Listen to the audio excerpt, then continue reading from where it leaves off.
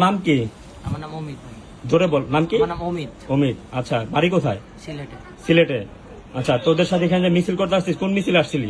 আমি আসছি ভাই আমার এক ভাইয়ের সাথে, আওয়ামী লীগের মিছিল ছিল। আওয়ামী লীগ মিছিলে তোরা কতজন ছিলি এখানে? সত্যি করে বলবি, কারণ লোক সংখ্যা কিন্তু আমরা দেখছি। কতজন ছিলি? প্রায় 100-র কাছাকাছি। 100 প্লাস।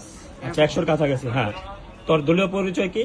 আমার কোনো ভাই দলীয় পরিচয়। আচ্ছা, যার সাথে আসছিস তার দলীয় পরিচয় কি? ও হলো এটা উপজেলার সেক্রেটারি। উপজেলা সেক্রেটারি। আওয়ামী লীগের না ছাত্রলীগের? ছাত্রলীগ। ছাত্রলীগের।